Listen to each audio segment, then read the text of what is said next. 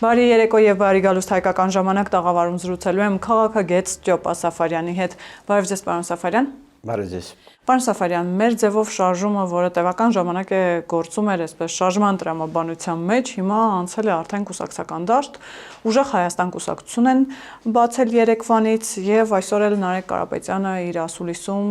նախընտրական այսպես տրամաբանության մեջ խոսում էր այն մասին, թե իրենք գալով ինչեր են անելու 300,000 աշխատատեղ, 3000 փոքր բիզնես են հիմնելու, ազատելով հարկային պարտավորություններից 20%-ով իջեցնելու են դեղերի գները, գիտեք, մինչ այդ հայտարարել էր, որ իրենց վարչապետի տեխնացուն աշխատելու է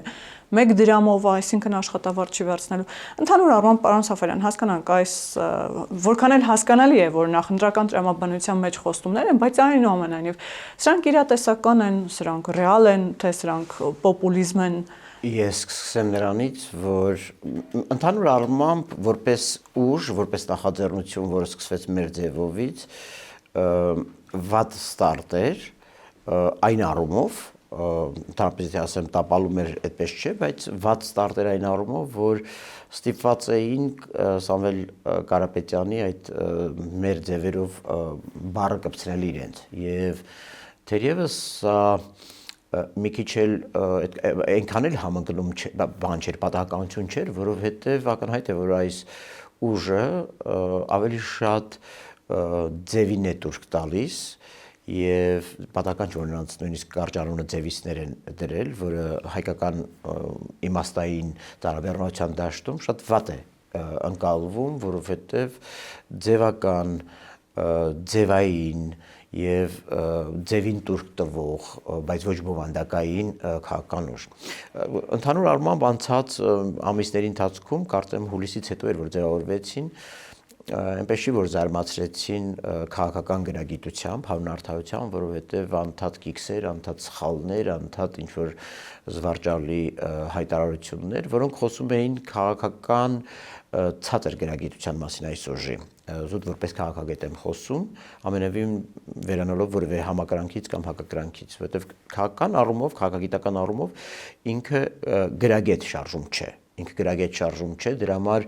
իրեն տվել է անապ պոպուլիզմին եւ դեմագոգիային եւ անում է հայտարարություններ, որոնք միգուցե ինչ-որ պահանջարկ ունենան արագ կամ մեծ փոփոխություններ կամ ցածր քաղաքական գիտակցություն ունեցող հատվածի մոտ, բայց խելոք մարդու կամ մտածող մարդու մոտ բնականաբար բավականին հարցեր են առաջացնում։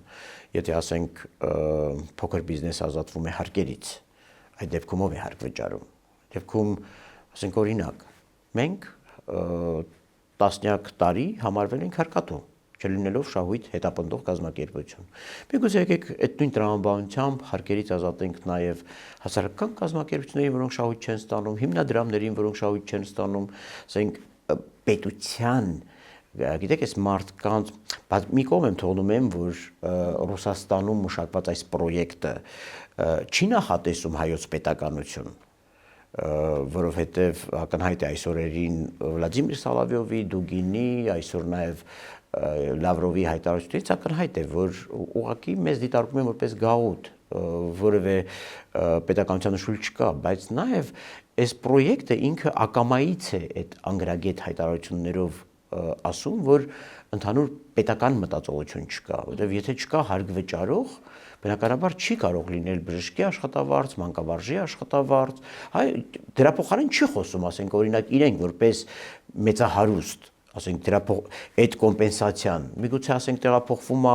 խոշոր բիզնեսի ուսերին, բայց նա դա էլ չի ասում, պարզապես ազատենք հարկերից, ուղղակի ժողովրդահաճո, ականջահաճո հայտարարություններ, որոնք վտանգավոր են, դրանք ուղղակի արդեն տանում են դեպի նիհիլիզմի դաշտ, որտեղ ուղղակի խրախուսվում է հարկ չվճարել, հարկերից ազատելը, եւ սա պատկերացնելի է դարձնում Աստված մի առասային իրավիճակը, երբ օրինակ ստանձնելով իշխանությունը, ինչպիսի վիճակում կարող է հայտնվել պետությունը։ Ինչպիսի վիճակում, պարոն Սաֆարյան, որովհետև շատերի համար դա կարծես թե այդքան էլ ընկալելի չէ, այս խոստումների հատկապես ներքո։ Դա եմ ասում, եթե դու հակառակը, նայեք, հարկեր վճարելը իհարկե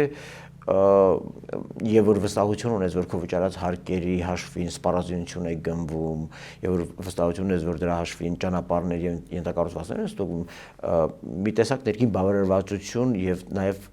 բան է, բայց հաճելի բան չի քո աշխատած կամ բերած եկամտից ինչ որ մի բան ուղղակի թողնել եւ որ դու ներքին համոզմունք ունես, որ քո արած աշխատանքը ավելի թանկ արժի։ Բայց եթե այդ խորապատկերին գնում ես նման ծայրահեղ պոպուլիզմի, խոսում ես բաներ, որոնք իրատեսական չեն, որոնք չեն զարգացնում դաշտը, որովհետեւ փոքր բիզնեսին հարկերից ազատելը դա դեռևս այդ փոքր բիզնեսի կայացման խթանը չէ, որովհետև միայն դա չի փոքր բիզնեսի խնդիրը։ Փոքր բիզնեսի խնդիրը մեծ բիզնեսի ուրեմն բնական մոնոպոլիաների ավելի մրցունակ լինելու, ավելի ագրեսիվ լինելու մեջ է։ Ասենք այս մարդիկ լինելով բիզնեսմեն, հա, իրենց ամբողջ տասնամյա գործունեության ընթացքում երբևիցե չեն նայել, ասենք այդ պիցայի ցանցերի կողքին մի հատ սովորական կրպակը կարողանում է իրանց կողքը գոյատևել եւ իրանց կողքը պերաշկի ծախել։ Նրանց դա չի հուզել։ Այն ժամանակ իրենք կարող էին քաղաքի տարբեր վայրերում, տարբեր բանուկ հատվածներում ստեղծել տաշիր պիցաներ, որոնք չեմ ուզում քննադատաբար վերաբերվեմ, նորմալ է, բայց երբեք նախկինում չեն մտածել այդ նույն տարածքում փոքր բիզնեսը, որը գոյատևում էր, ենթադրենք կարկանդակ վաճառելով կամ չգիտեմ որևէ բան, դրանից հետո փակվել է, թե չի փակվել։ Հիմա հանկարծ այս մարդիկ աչուկները բացել են եւ հայտնաբերել են, որ գիտեք փոքր բիզնեսը, քանի որ գումարային առումով շատ փոքր տոկոս է վճարում հարկեր, չգիտեմ, 2 քանիս էին հաշվել, ես տնտեսագետ չեմ եւ չունեմ այդ գնահատականը չեմ էլ բացառում, որտեղ մաթեմատիկայից էլ ոնց որ լավ չեն, այսինքն բացառված չի, որ այդտեղ էլ գիքսեր տված լինեն, բայց ընդունենք, ենթադրենք այս անգամ ճիշտ են հաշվել։ Այդ դեպքում հարց է ծագում, երիտասարդներ, պարոնայք եւ տիկնայք, ինչու նախկինում չէիք նկատում, որ ձեր ցանցային բիզնեսի կողքը բազմաթիվ փոքր բիզնեսներ սնանկանում էին։ Ասենք, այդ հիմա հիշեցիք, որ պետության հաշվին, ասենք, այն ժամանակ, եւ որ դա իրենց հաշվին էր տեղի ունենում, դա նորմալ էր, որ տաշիր պիցաները ծաղկուն կապրեն։ Բայց հիմա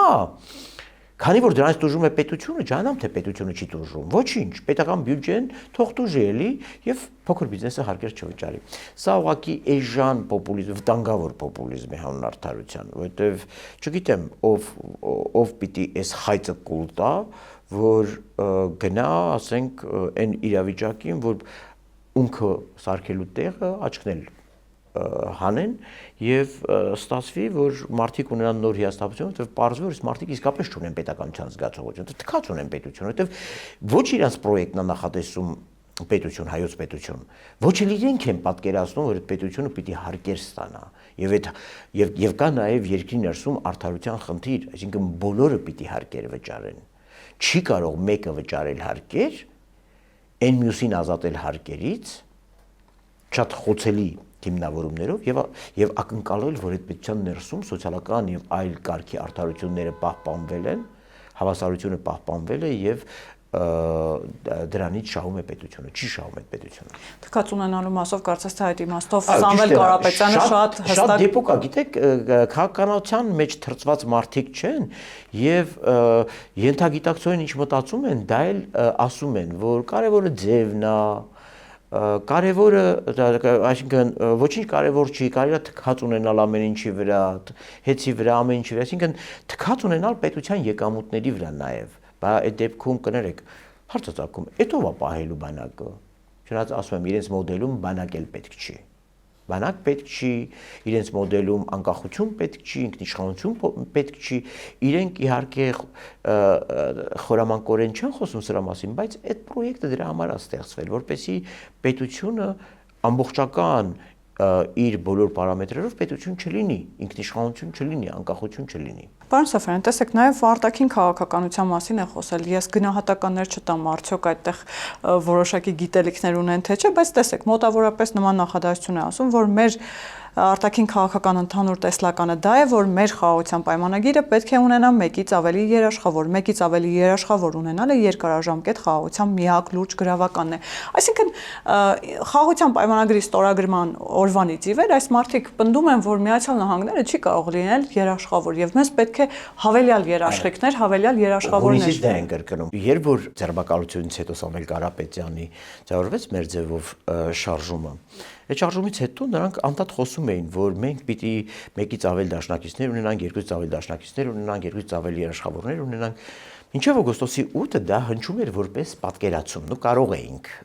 ընկալել որպես այդ մարդկանց այդ ուժի պատկերացումներ ընդհանուր Հայաստանի ամտանգային ճարտարապետության վերաբերյալ, բայց օգոստոսի 8-ից հետո,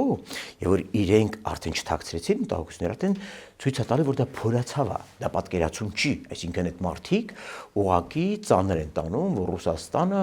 այս պրոյեկտում այս ամտանգության ճարտարապետության մեջ չկա, իսկ իհարկե չկա, եւ մենք բազմից դրա մասին խոսել ենք ամենատարբեր հարցազրույցներով, եւ ոչ միայն ես, Ռուսաստանը ինքը, Ռուսաստանի կոնցեպցիան ինքը չի նախատեսում, որ խաղաղություն պիտի լինի, այդ խաղաղությունը պիտի ունենա երաշխավորներ, նրանց կոնցեպցիան ենթադրել է հավերժական թշնամություն, հավերժական կոնֆլիկտ, որը իրանց պահանջված է դարձնում կողմերի համար կամ կողմերից մեկի համար, եւ այդպես ինչպես իրենք են ձևակերպում Լավրովն է քանից եւ Վլադիմիր Պուտինը, իրենք ուղղակի ապահովում են ռազմավարական բալանսը։ Հիմա այս մարդիկ ուղղակի բացահայտ ցույց են տալիս, որ իրենք դեմ են Հայաստանի այս ընթացքին, Հայաստանի այն դերին, որը նրան վերապահվել է եւ Միացյալ Նահանգների կողմից եւ Եվրոմիության կողմից, դեմ են տրիպին, դեմ են խաղաղության պայմանագրին, որ խաղաղության պայմանագրի երաշխավորների մեջ չկա Ռուսաստանը։ Բայց ներեցեք մի բան եմ հարցնում, հրապարակավ իրենց, Նարեկ Կարապետյանին եւ մյուսներին։ Երբ 2022 թվականի տարեվերջին, դեկտեմբերին, Արցախում արդեն շրջափակում էր իրականացվել եւ էկոակտիվիստներ կոչվածները, այսպես պայմանական կոչված, փակել էին ճանապարհը, ռուս խաղապահները լուր դիտում էին, բացի այն դուք որևէ անգամ չասեցիք, որ Ռուսաստան դու խաղաղության եւ անվտանգության երաշխավոր ես այնտեղ նոյեմբերի 9-ով եւ դու պարտավոր ես ուղղակի հակամարտության գոտում ապահովել այն ճարտարապետությունը, որը նոյեմբերի 10-ից սկսել է գործել։ Եվ այդ անխոչնդոտ հաղորդակցությունը Լաչինի Միջանցկով եւ այլն, դուք մի բառ չեք ասել այդ երաշխավորին։ Ավելին, մարդիկ ոչ պատահականորեն այսօր հիշում են սեպտեմբերի 20 թվականի սեպտեմբերի 27-ի հարձակումից հետո Սամվել Կարապետյանի խայտառակ կոչը կողմերին, կոչ անելով վերադառնալ բանակցությունների սեղանի շուրջ եւ ակնհայտորեն այն տպավորությունը, որ Սամվել Կարապետյանը ոչ հայ է, ոչ հայերի հետ կապ ունի, ոչ հայերին տեսել է եւ գիտի դրանք քանի ոտք ու ձեռք ունեն, ուղղակի մի մարդ, որը իմացել է այդ օրը, որ ինչ որ մարդիկ իրար մորթում են եւ որոշել է խիստ հումանիստ ձևանալ եւ կոչ արել վերադառնալ բանակցության սեղանի շուրջ։ Ոչ այս ժամանակ եք խոսել անվտանգության երաշխավորի մասին։ Ոչ 22 թվականի դեկտեմբերին եք խոսել, երբ որ թղթով, նոյեմբերի 9-ի թղթով անվտանգության երաշխավորը այլևս Ռուսաստանն էր։ Սա էլ մի կողմ եմ դնում։ Բայց երբ որ Հայաստանը այդ ժամանակ աշխարհով մեկ ընկած փնտրում էր անվտանգության երաշխավորներ հենց խաղաղության պայմանագրի համար։ Բայց դուք չեք լսել, որ Սերգեյ Լավրովը Ջեյհուն Բայրամովի հետ միասին կանգնած պրեսկոնֆերանսում այն ժամանակ, երբ Արարատ Միրզոյանը հրաժարվել էր մասնակցել այդ բանակցություններին, ձեռ էր առնում Հայաստանին անվտանգության երաշխավորներ փնտրելու մեջ։ Իսկ Հայաստանի այդ ժամանակվա կոնցեպցիան այո մեկից ավել անվտանգության երաշխավորներ ունենալն էր։ Եվ Սերգեյ Լավրովը, ես հիշեցնում եմ, կարծեմ դեկտեմբերի 16 պետք է լինի։ Սերգեյ Լավրովը բառացիորեն մի քանի օր անց բանից Լաչինի Միջանցկի փակումից եւ Ղարաբաղի շրջափակումից հետո բառացիորեն հոխորտում էր Երևանի վրա, որ այդ գնացել եք ինչ որ տարբեր երկրների համոզում եք, որ մեկից անվտանգության երաշխավոր լինի։ Բայց այն ժամանակ Սամվել Կարապետյանը, Նարեկ Կարապետյանը եւ մյուսները ուր էին։ Ուր էին, որ շուրջ գային Սերգեյ Լավրովին, ասեին Հայաստանը հենց հիմա առաջարկում է մեկից ավել անվտանգային երաշխավորներ ունենալ, խաղաղության պայմանագրի երաշխավորներ ունենալ։ Բայց ինչու են ժամանակ, եթե այդքան մտահոգ էին, եթե ուզում էին, որ Ռուսաստանը մասը կազմի այդ բանի, ինչու են ժամանակ բառացիորեն կամ հրապարակային հայտարարություն չէին անում պարոն Լավրովին որպես հայ եւ չէին ասում, որ սա լավագույն բանն է, որ Հայաստանը առաջարկում է, որ Նիկոլ Փաշինյանի իշխանությունը առաջարկում է։ Նիկոլ Փաշինյանի առաջարկը նա էր, որ բազմաթիվ այլ երկրներ, Ֆրանսիան կլիներ, Ռուսաստանը կլիներ, Միացյալ Նահանգները կլիներ, թե որևէ մեկը կլիներ։ Այդ ժամանակ քննարկվող մոդելներում եղել է մեկից ավելի անվտանգային երաշխավորների խնդիրը, բայց այն ժամանակ ուր էիք տղեկ։ Ուր էիք, ինչի էիք պատերի ծակերը մտել, որովհետև այն ժամանակ չէիք կարող Լավրովի դեմ խոսել։ Եվ հիմա էլ չեք կարող, որովհետև հիմա էլ ուղղակի հասկանում եք, որ Ռուսաստանը գնացքից դուրս է մնացել, եւ հիմա էլ ուղղակի ոտերներդ գետնով եք տալիս եւ ասում եք ժողովրդին պոպուլիզմով հրապուրելով, խափելով ուղղակի ետ կանգնեցնել այս ընթացքից, որ Հայաստանը հանկարծ չստանա այն, ինչին արժանի է ցանկացած ինքնիշխան պետություն եւ ինքնիշխան ժողովուրդ։ Դուք ուղղակի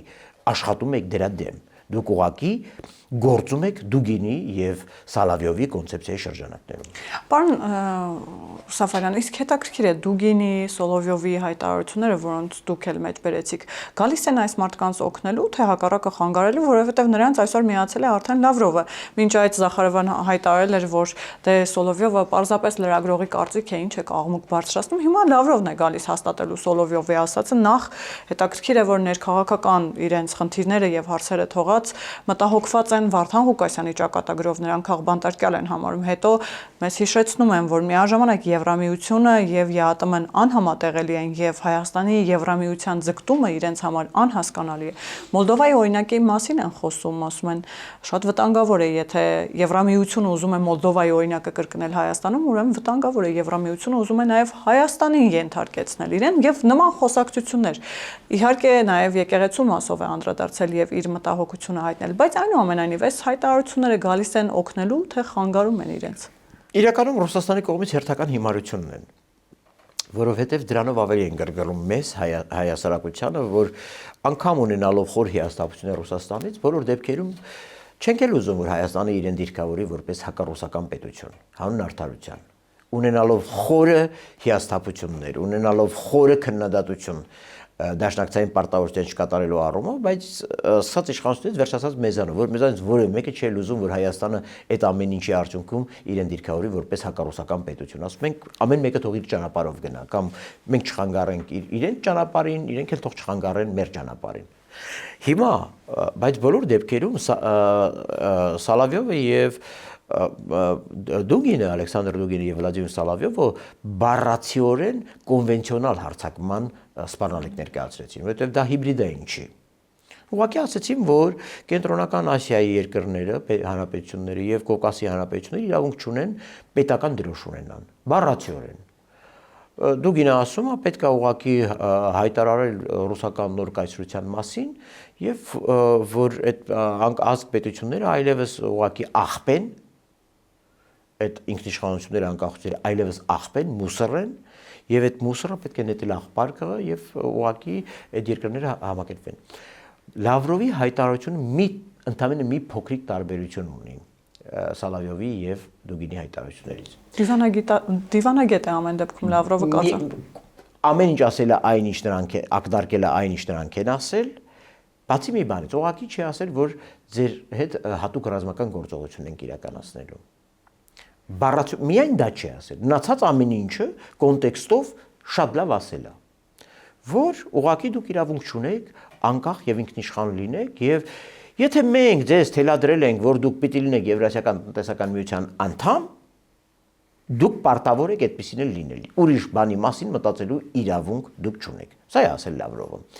Հիմա վերադառնամ Սամվել Կարապետյանին, Վարդան Ղուկասյանին։ Նախ ընդհանրապես որևէ երկրի երբևիցե ոչ սահմանափակել ենք հայտարարություններ անել այս կամ այն ձերբակալության հետ կապված, ոչ էլ կարող է անել, որովհետև նախկինում էլ եւ եվրոպական կառույցները եւ նահանգները եւ այլ խոսել են Հայաստանի ժողովրդավարության մասին, չեմ ուզում երեսպաշտորեն ասել նրանք իրավունք ունեն խոսել, Ռուսաստանը իրավունք չունի, բայց կներեք, ասենք ակնհայտ չի, որ Ռուսաստանի պատկերացումները քաղաքականության մասին եւ քաղաքական գործունեության մասին ուղղակի դրա բարձրակետը դա Վարդան Ղուկասյանի կրիմինալ գործունեությունն է։ Ասենք սա Ռուսաստանի համար քաղաքականություն է։ Այնինչ որ արել է Վարդան Ղուկասյանը, դա իր կարծիքով հենց քաղաքականությունը դա է։ Հիմա այս մեր ժողովուրդը, մեր հասարակությունը բոլորս համոզվել ենք, որ մենք այդ քաղաքականությամբ բացի անդունդը գնալուց ուրիշ տեղ չենք գնացել։ Եվ ասում ենք, չէ, մեր մոտ քաղաքականությունը այդպեսին չպետք է լինի։ Կոռուպցիայի ուրեմն այսպես ասած զրույցներ տանողները պիտի ոչ թե ազատության մեջ լինեն, այլ անազատության մեջ։ Ոչ թե իշխանության մեջ պիտի լինեն, այլ բանտախցում։ Եվ հիմա ուղղակի Ռուսաստանը մատնում է, որ այդ Գյումրիի օպերացիան դա Վարդան Ղուկասյանի օպերացիան չի։ Դա հենց եղել է Կրեմլի օպերացիան։ Եվ Լավրովը արդեն աղմկում է, որ այդ օպերացիան ձախողվել է, որովհետև իրենց ամբողջ հույսը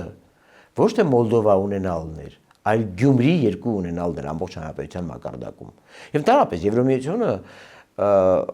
որևէ ակտիվ քարոզչական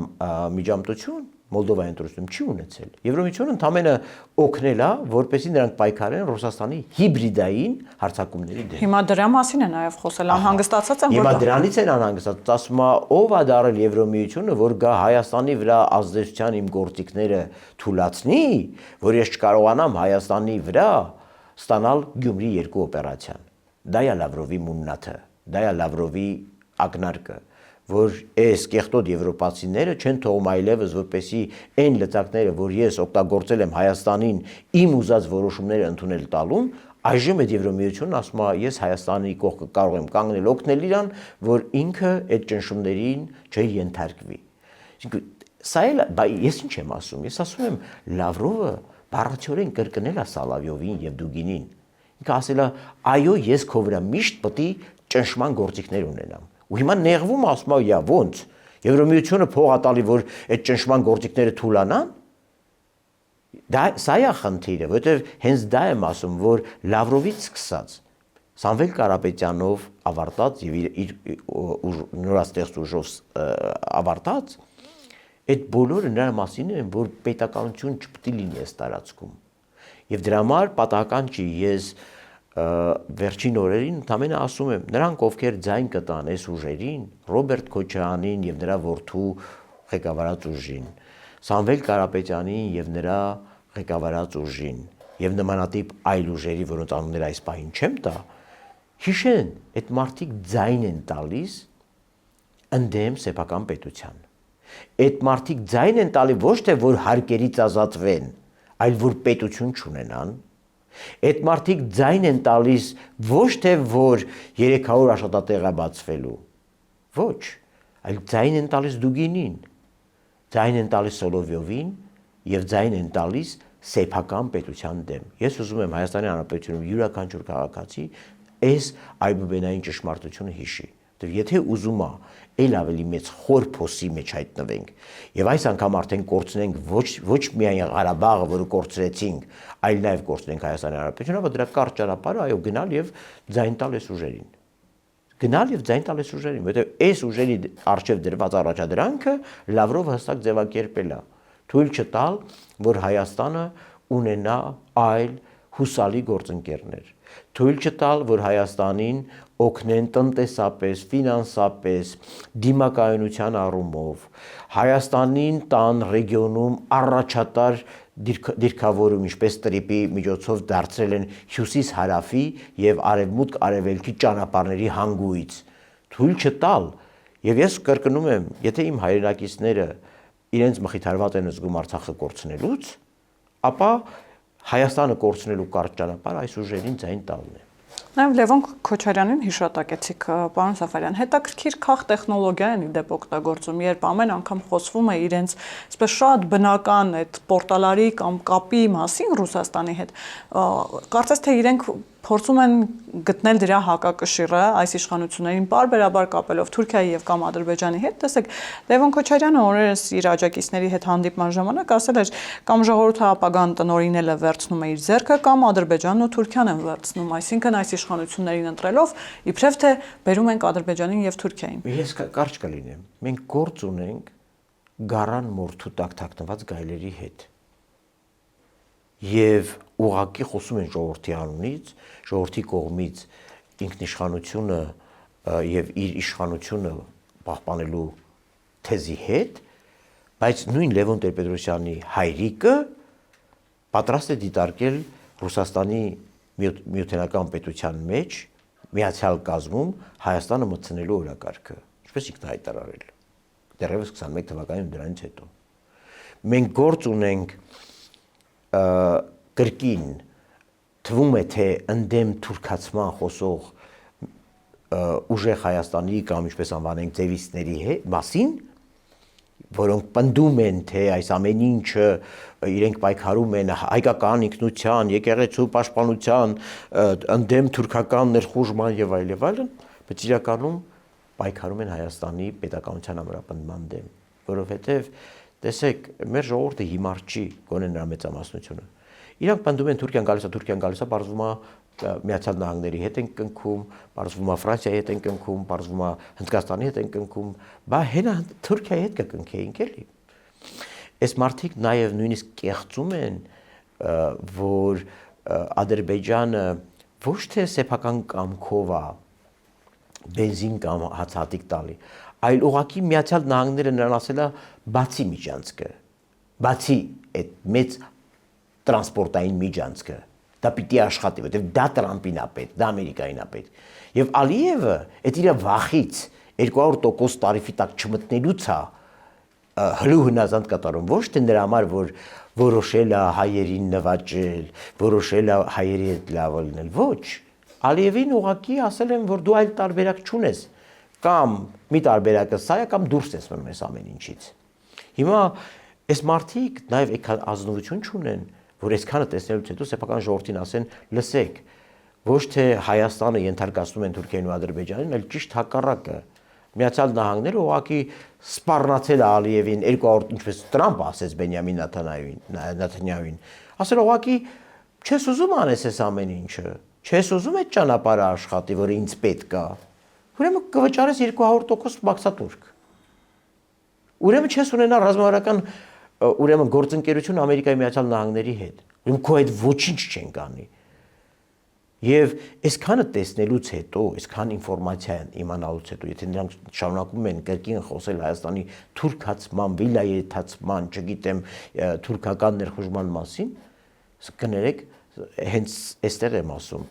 այս մարդիկ գարան մորթու տակ թաքնված ուղղակի գայլեր են, որոնք չեն խոսում, որ իրենք գալիս են Հայաստանի պետական, իրենց ձեռքերով ուզում են Հայաստանի պետականությունը ոչնչացնեն։ Չեն խոսում, որ իրենց միջոցով ուզում են կանխեն Հայաստանի դիվերսիֆիկացիոն քաղաքականությունը, այլ գործընկերներ, այլ անվտանգային երաշխավորներ փնտրելու գործընթացը։ Եվ տրվել են պոպուլիզմին, որովհետև ժամանակը կարճ է, 300 աշխատատեղ ենք բացում, բացողեիք բացեիք, էլի ում եք սպասում։ Ում եք սպասում։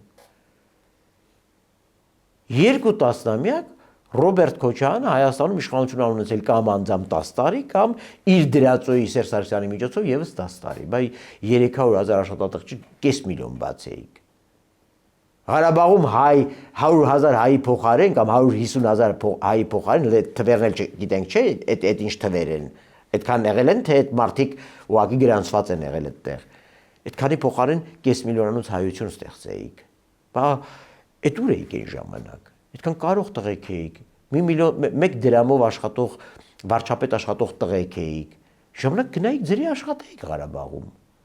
Գայիք Հայաստանում ձրի աշխատեիք։ Մարզպետ աշխատեիք, Տարիկ Կարապետյան, ասենք կրթական ցենզդ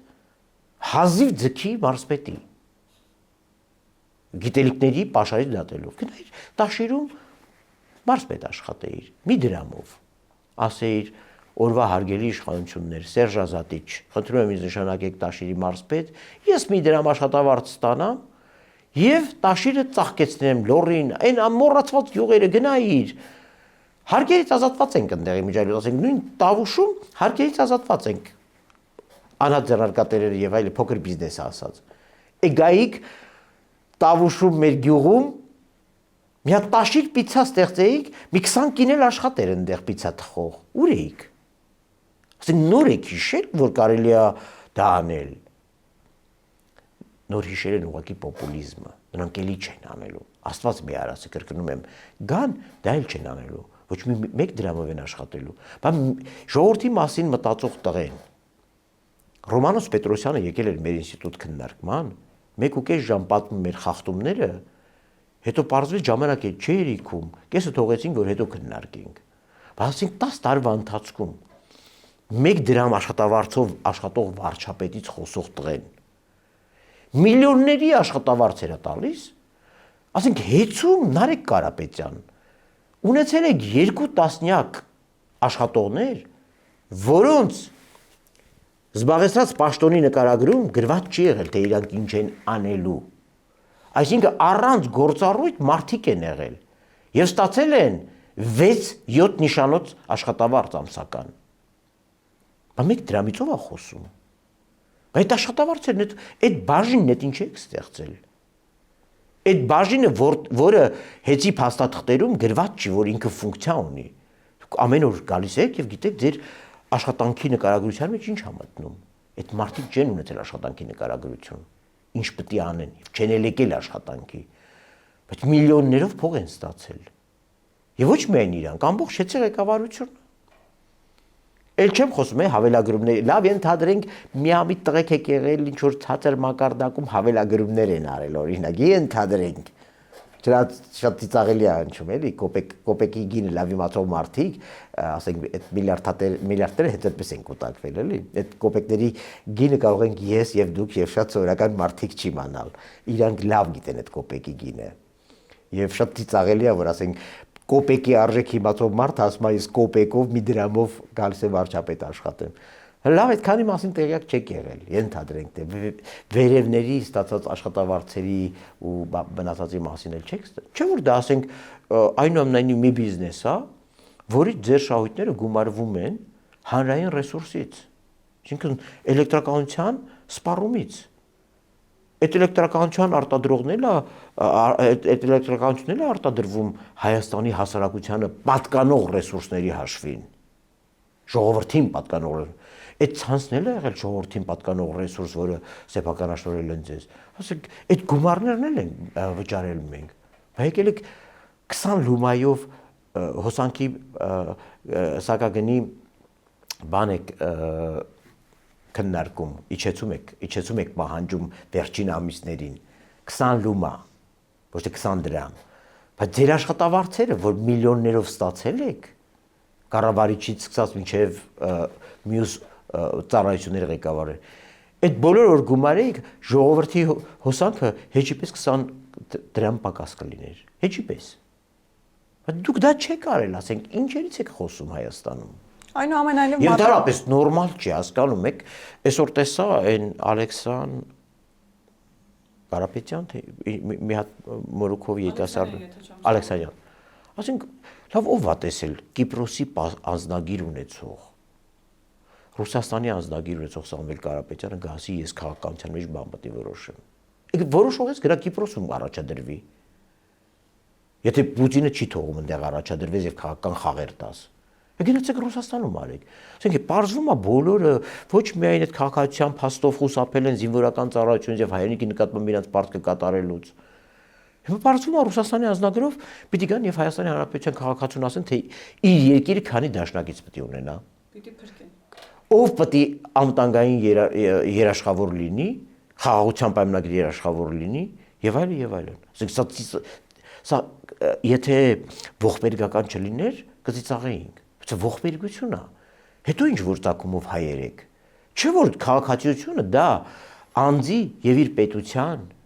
ամուսնության պայմանագիրն է, որը բերում է երկկողմանի պարտավորություններ։ Դուք այդ պարտավորությունները չեք կատարել, տղեկ։ Դուք քաղաքացիական ձեր պարտավորություն չեք կատարել, ինչպես ես եւ մյուսները, որոնք բացի Հայաստանի քաղաքացիությունը, այլ քաղաքացիություն չունեն։ Դուք շուստրի տղեկով որոշել եք, որ կարելի է գրպանում ունենալ մի քանի անձնագիր, խմել մի քանի մորկատ եւ պետք է եղած ժամանակ գալ ու Հայաստանում ասել ես եմ որոշելու, դուք չեք որոշելու։ Գլուխներդ պատին եք տալու, որոշելու Հայաստանի Հանրապետության ժողովուրդը։ Եվ հուսամ իմաստնությամբ ու ձեր դեմագոգիան, ու ձեր երեսպաշտությունը, ու ձեր ուրեմն առաջադրանքը հստակ ճանաչելով։ Այնուամենայնիվ, պարոն Սաֆարյան, կարծում եմ մաթեմատիկա իրենք գիտեն, բայց այն դեպքում, երբ դա իրենց փողերը լավ են հաշվում։ Երբ իրենց օգտին, այո։ Եվ Forbes-ը չի հաշվել, ասենք, այնպես չի էլի, որ Forbes-ը իմանալ, որ իրանք միլիարդատեր են, իրանք էլ մաթեմատիկա չիմանային եւ չիմանային, որ միլիարդատեր են։ Եվ նաև Ղարաբաղի մասին են շատ խոսում, հիշատակում, այսպես 20,000 բնակարան են խոստանում, արցախցիները ասում են պիտի առանձին համայնք ստեղծեն, որպեսզի արցախցիները ամբողջությամբ այդտեղ բնակվեն, եւ հետո նախ այս մասին կուզենամ անդրադառնալ։ Հետո նաև եկեղեցու աջակցությունը, ինչպես հասկանալ Գարեգին Բեի աջակցությունը Սամվել Կարապետյանին, որովհետև մենք մինչ այդ այո տեսել ենք Գարեգին Բեի սերտ չասեմ, բայց գոնե կապվածությունը նախկին իշխանությունների հետ, Ռոբերտ Քոչարյանի, Սերժ Սարգսյանի, բայց հիմա ինչու է այդ համակրանքը տեղափոխվել Սամվել Կարապետյանի դաշտ, միգուցե ամբողջ հույսերը կապում են հենց Կարապետյանի հետ։ Տեսեք, որովհետև Ռոբերտ Քոչարյանը որպես պրոյեկտ ձախողվել է։ Քանի փորձարեց, ըստ էության հասկացան, որ Ռոբերտ Քոչարյանի նկատմամբ նրա անտի-ռեյտինգը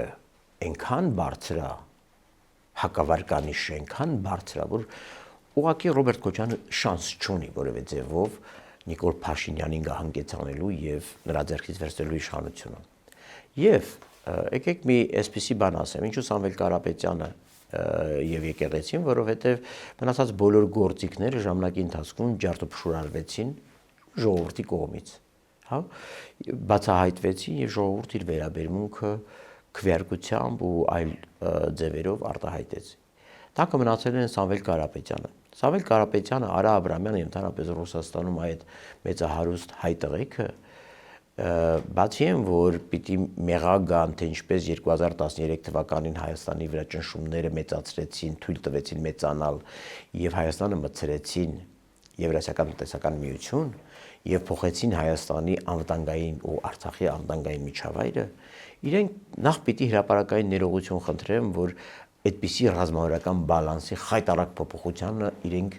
մասնակից են եւ իրենք մեղսակից են այն ամեն ինչին, ինչը կատարվեց Ղարաբաղի հետ։ Անուղղակի այն առումով, որովհետև Ղարաբաղը եւ Հայաստանը որևէ այլ դաշնակից չունեին, որովհետև 2013 թվականին մեր երկրից աշխարհին ուղարկված ուղերձը այն է եղել, որ մենք բացի Ռուսաստանից որևէ մեկից չենք ճանաչում։ Այդ աշխարհն էլ չուզեց Ռուսաստանի գաղութների համար զորք ուղարկի, զենք ուղարկի, կռվի,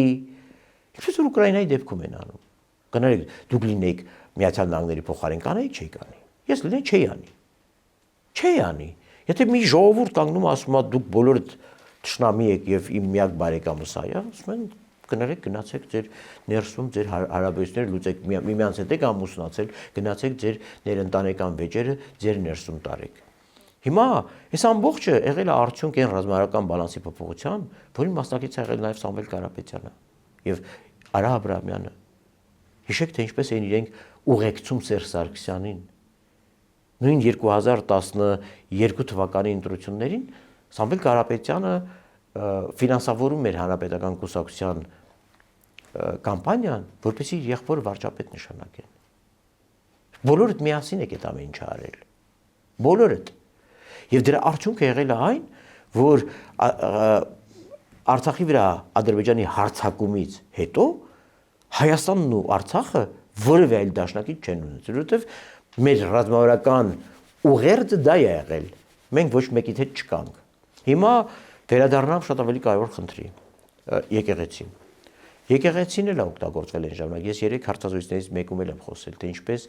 երբ Հայաստանի վրա ճնշումներ էին գործադրվում հիբրիդային 2013 թվականին, որ մենք չստորագրենք ասոցիացիան եւ խոր եւ համապարփակ ազատառևտրի համաձայնագիրը, եկեղեցականներին էին ներգրավել նաեւ եվրոպական արժեքների դեմ քարոզչության հետ, որ ասոցիացումը եւ անդամակցությունը վատ բան են եւ պետք չգնալ այդ ճանապարհով, որովհետեւ դա փչացած բարքերի, դա փչացած դրվածքի, այլասերման եւ այլի մասին։ Հիշեք, անուններ չտամ, եկեղեցականներ էին։ Իհարկե, այն ժամանակ մասշտաբները եկեղեցուն որպես Ռուսաստանի կողմից Հայաստանի Հանրապետության դեմ օգտագործվող գործիք, մասշտաբները համատել չեն, ինչ որ հիմա արեցին։ Եվ այս կտրվածքով ուղղակի, քանի որ եկեղեցին գործում աստվերից ու բաց քաղաքականություն չի կարող անել։ Սամվել Կարապետյանն ուղարկեցին, ասին գնա հասի, որովհետև միայնակ ստվերից չի կարողանում Գարեգին Բեն այդ ամեն ինչը անել։ Գնա հասի եւ փրկի իրեն, որովհետև Նիկոլ Փաշինյանը ուտում է իրան։ Եվ ինքը եկավ դրա համար ասեց, եթե դուք չկարողանան քաղաքական ուժեր, ապա մենք մեր ձևերը Սալավյովը եւ Դուգինը ասել է, էլի, ինչքան էլ բառախաղեր տան, Սալավյովն ու Դուգինը ասել են Սամվել Կարապետյանի ձևերը որն են։ Այդ մետադիշկան բացել է Սամվել եւ բացել է նաեւ ուրեմն Սերգեյ Լավրովը։ Հետևաբար այս է իրավիճակը եւ Սամվել Կարապետյանն ու եկեղեցին այո դարել են վերջին վտանգավոր գործիքները Հայաստանի Հանրապետության դեմ, չեմ ասում սրանից հետո այլ գործիքներ չեն ունենալու, բայց եղած գործիքների մեջ, որոնք օգտագործվել են եւ 2013 թվականին Հայաստանի դեմ եւ նաեւ վերջին 5 տարիների ընթացքում այդ գործիքներից ամենակենսունակը դեռևս եւ չբացահայտված, չնայած եկեղեցին արդեն կատարելապես բացահայտվեց Եզրասի հավաքագրման փաստաթղթով, բայց այդ երկու ուժերն են մնացել եւ դրա համար փորձում են խաղը կառուցել այս անգամ Սամվել Կարապետյանի եւ նրա ղեկավարած ուժի շուրջ, որպեսզի Հայաստանում ստանան երկրորդ Բիձինա Իվանիշվիլի։ Պարոն Սաֆարյան, ամփոփելով, տեսեք, Գարեգին Բեն նաև եպիսկոպոսատ ժողով է հրավիրել ոչ Հայաստանում, Ավստրիայում է տեղի ունենալու եպիսկոպոսատ ժողովը փետրվար ամսին։ Եկեղեցուց սա մեկնաբանել են, որ սա արվում է այն համատեքստում, որ իշխանությունները իրենց բարերով, եթե ասեմ, իշխանությունները հարձակվել են եկեղեցու վրա եւ այդ ճնշումներից ելնելով Գարեգին Բեն գնում է այս քայլի։ Նախ ճգնաժամ Աստծո ծառաները բացահայտ արդեն ստում են, ուրեմն մեզ այդպիսի աստծոծառաներ պետք չեն։ Եկեղեցու վրա որևէ մեկը չի հարձակվել։ Բոլորը խոսում են կաթողիկոսի քաղաքականությամբ զբաղվելու անթույլատրելիության մասին, կաթողիկոսի կողմից եկեղեցուն ներսում ստեղծած անառողջ բարոյահոգեբանական մթնոլորտի մասին եւ կարող են ուղղակի իր անունից կամ ինքը անձամբ պարտադրել եկեղեցականներին մասնակցեն հակակառավարական ցույցերին, որպեսզի իր հոգին փառավորվի։ Կաթողիկոսին մեղադրում են, որ կրկին Աստծո տրված իր ուխտը կուսակրոնության խախտել է։ Այս ամեն ինչի ֆոնին երևի այդ կին եւ երեխա ունենալ ամենաանմեղ բանն է դարել իրականում։ Բայց եկեղեցու վրա որևէ մեկը չի հարձակվել, այսօր եկեղեցի եմ գնացել։ Ես իհարկե այդ զանգվածային պատարակներին չեմ ասել, իմ համար դա միշտ եղել է իսկապես շատ անձնական ակտ, բայց ես այսօր եկեղեցի եմ գնացել։ Ես դրա կարիքը ունեցել եմ։ Եվ ես առաջինը թույլ չեմ տա, որ այն եկեղեցուն, որին ժամանակ առ ժամանակ ես հիշում, որի կարիքի ժամանակ առ ժամանակ ես հիշում եմ իմ եւ Աստծո հետ հաղորդակցության առումով, ես թույլ չեմ տա, որ որևէ մեկը Նիկոլ Փաշինյան կլինի, որևէ մեկը հարձակվի։ Դու ստախոսներ, դուք որտեղից եք այդ մեղք չեք գործում, որ Աստծո առաջ այդ մեծագույն սուտն եք ասում, թե եկեղեցու վրա որևէ մեկը հարձակվել է։ Քննադատներից մեկը ես եմ եւ 20 թվականից հետո բազմաթիվ անգամներ եւ Նաթան Սրբազանին, որը հանրային խորհրդում ներկայացնում էր կաթողիկոս եւ մնացած այլ իմ հրապարակային ելույթներում հորդորում էի դուրս գալ քաղաքականությունից։ Դուրս չեկաք։ Դուք ինձ փոքր մարդ համարեցիք։ Համարեք։ Դուք կարող եք թքած ունենալ իմ հրապարակային կոչերի մասին, ես ով եմ որ։ Բայց դուք պարտավոր եք չստել Աստծո առաջ, ժողովրդի առաջ, հոտի առաջ։ Չստել, որ եկեղեցու վրա հարձակում կա, եւ ընդհանրապես ով է ձեզ իրավունք տվել այդ միազնային որոշները կայացնել, եթե հայ առաքելական եկեղեցու նստավայրը գտնվում է Իջմիածնում, ուրեմն այդ հոգեոր ժողովը պիտի տեղի ունենա Հայաստանում։ Եվ որևէ մեկը չի պատրաստում գնալ ոչ դռները ջարդել, ոչ այդ եկեղեցական այդ ժողովին մասնակիցներին։ Մենք ուզում ենք այդ ժողովը քննարկի եկեղեցու ներսում ստեղծված ճգնաժամը, որի բուն պատճառը կաթողիկոսն է, իր կլանով։ Եվ այդ հարցը պիտի լուծվի։ Դուք ո՞նց եք դες թույլ տալիս, լինելով Աստծո ծառան, հենց Աստծո հայացքի ներքո ստեք, հրապարակավ ստեք, լկտիաբար ստեք, թե եկեղեցու վրա հարձակվել։ Եկեղեցու վրա որևէ մեկը չի հարձակվել։ Եկեղեցուց մենք բոլորս պահանջում ենք ուղղակի վերադառնալ այնտեղ, որտեղ դա պիտի լինի։ Վերադառնալ այն բարձունքին, որից դուք իջեցրել եք մինչև շրիշակի մակարդակ։ Այո, մենք ուզում ենք մեր Աստծուն, մեր եկեղեցուն տեսնել այդ բարձունքի վրա։ Ոչ թե այնտեղ, որտեղ իջեցրել եք նրան դարձնելով գրդոնչի, քաղաքացուց փող մուրացող եւ կլպող։ Չենք ուզում այդպիսի եկեղեցի ունենալ։ Չենք ուզում այդպիսի եկեղեցական ունենալ, որտեղ մեր եկեղեցին դրա մասին չի եղել։ Շնորհակալ եմ, պարոն Սաֆարյան։ Հիշեցնեմ, որ տաղավարում զրուցում էի քաղաքագետ Ճիոպա Սաֆարյանի հետ, կհանդիպենք։